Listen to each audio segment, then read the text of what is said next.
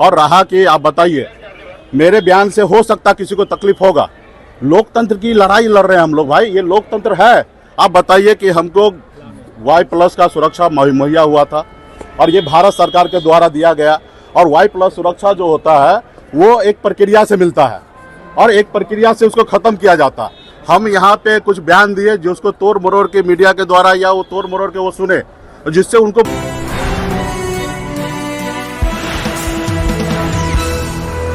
मैं एकदम ही कायम हूँ। हाँ, मेरे बयान से अगर किसी को आहत हुआ होगा, क्योंकि मेरा भी प्रधानमंत्री है, मैं अपने प्रधानमंत्री का सम्मान करता हूँ, मेरे बात से अगर किसी को आहत हुआ होगा तो मैं खेद प्रकट करता हूँ। लेकिन मैंने ऐसा कोई भी बयान नहीं दिया जो उनको तकलीफ होगा। मैंने ये कहा कि जब हमारे VP सिंह की सरकार थी, जो मंडल आयोग जो कमीशन लागू हुआ था, जो उसमें खास करके पिछड़ा अति पिछड़ा OBC का आरक्षण लागू हुआ, जिसमें अमित शाह जी ने, गृह मंत्री जी ने आए और झूठ बोल रहे हैं कि कांग्रेस पार्टी ने सारे अटका के रखा है। मेरा कहना ये था कि भारतीय जनता पार्टी या गृह मंत्री जी, किसी के हाथ में मेहंदी नहीं लगा था। आपके पास भी कुर्सी था और 30-32 सालों में ज़्यादा से ज़्यादा समय आपके पास 17-18 साल आपके पास पावर था। 10 साल मोदी जी का, इससे पहले अटल बिहारी वाजपेयी जी का सरकार था। टोटल 17-18 साल आपके पास सरकार था। आपने क्यों नहीं मंडल कमीशन का 40 पॉइंट जो था सिफारिश, 40 के 40 पॉइंट क्यों नहीं आपने लागू किया? और 2 पॉइंट अगर लागू हुआ, या 27% आरक्षण हो या पढ़ाई में, एजुकेशन में 27% आरक्षण 2007 में कांग्रेस पार्टी ने ही किया है। 93 में भी जो OBC का आरक्षण 27% कांग्रेस पार्टी ने किया। आपने VP सिंह का सरकार आपने गिरा दिया था 11 महीने में। मंडल बनाम कमंडल आपने निकाला था। आप तो हमेशा विरोध किए हैं, चाहे वो कर्पूरी ठाकुर जी का हो या मंडल आयोग का हो, सिफारिश हमेशा आपने विरोध किया। और आपके पास भी लंबा समय था। अगर आप चाहते थे OBC SC ST का अगर कल्याण करने का, तो आपको काम करना चाहिए था। उसमें भी मछुआरा का भी सिफारिश है 37 नंबर पे, 40 पॉइंट में से 37वां पॉइंट पे मछुआरा का भी आरक्षण के लिए था कि SC ST में मछुआरा को शामिल किया जाए।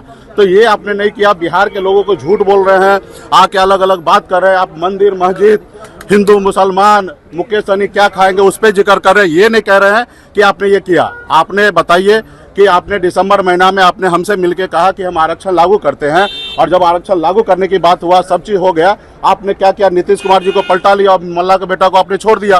तो हम अपने अधिकार के लिए लड़ाई लड़ रहे हैं। हम क्या गुनाह कर रहे हैं? हम अपने अधिकार के लिए लड़ाई लड़ रहे हैं। आपने हमारे विधायक को खरीद लिया, हमको सरकार से बाहर कर दिया, जो सरकार हमने बनाया था। आप बताइए कि हम आपका गुलाम क्यों बन जाए? हम अपने समाज के हक अधिकार के लिए लड़ाई लड़ रहे हैं। आपने गृह मंत्री जी आए, बोलते जातिवाद हम खत्म करेंगे, मेरिट पे राजनीति होगा। तो क्या आप चाहते हैं कि SC ST का, OBC का, तमाम लोगों का आरक्षण आप खत्म करना चाहते हैं? तो इसलिए आप सारे चीजें आपको स्पष्ट करना पड़ेगा कि आप किसके साथ है। और रहा कि आप बताइए, मेरे बयान से हो सकता किसी को तकलीफ होगा। लोकतंत्र की लड़ाई लड़ रहे हैं हम लोग भाई, ये लोकतंत्र है। आप बताइए कि हमको Y+ का सुरक्षा मुहैया हुआ था और ये भारत सरकार के द्वारा दिया गया।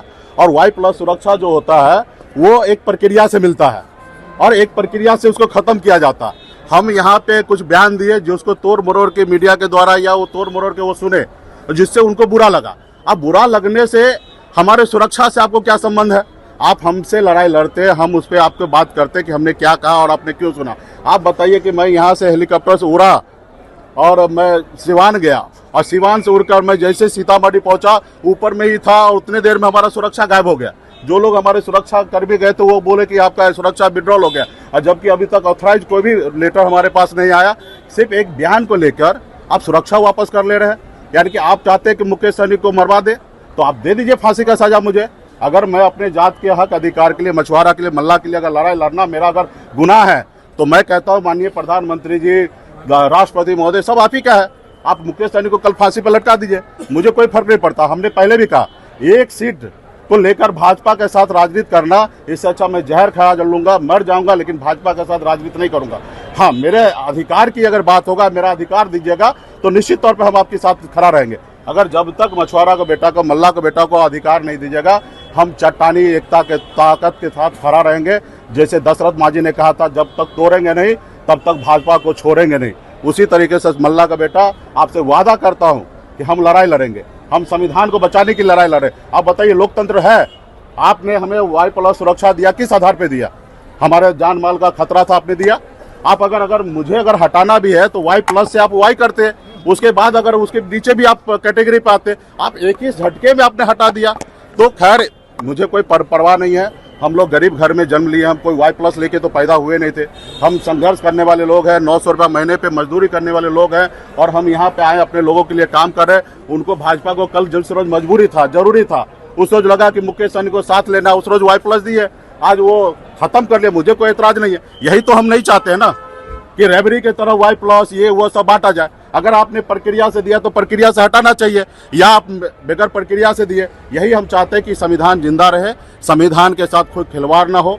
कोई सरकार आए सरकार आएंगे जाएंगे, ये देश हमारा रहेगा, हमेशा रहेगा, इस देश के लोग हमेशा रहेंगे। इसमें भाईचारा कायम रहना चाहिए, गरीब पिछड़ा के अधिकार की बात होना चाहिए। आज भी हमारे लोग के रहने के लिए घर नहीं है, तकलीफ होता, आज भी हमारे लोग इलाज नहीं करा पाता, अपने बच्चे को दम तोड़ देता उसका बच्चा, हम उसको कुछ नहीं कर पाते क्योंकि ना हमारे पास पैसा है, ना हमारे पास पावर है। तो हम उस पावर के लिए लड़ाई लड़ रहे हैं, पैसा के लिए लड़ाई लड़ रहे हैं कि हमारे लोग मजबूत होगा, उसको नौकरी मिलेगा, चीजें होगा। आप क्या चाहते हैं, लोगों को गुलाम बनाना? 5 किलो चावल देकर आप चाहते हैं कि देश के लोगों को हम गुलाम बना कर रखें? 5 किलो चावल से क्या होने वाला? और वही चावल किसी का घर का है, ये भारत सरकार का, देश का हर एक नागरिक का उस पर अधिकार है।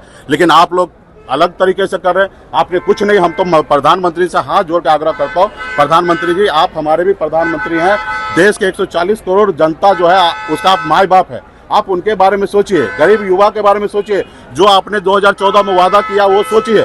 मैं तो कहना चाहता हूँ कि 2014 में जो आपने भाषण दिया वही भाषण दीजिए अभी।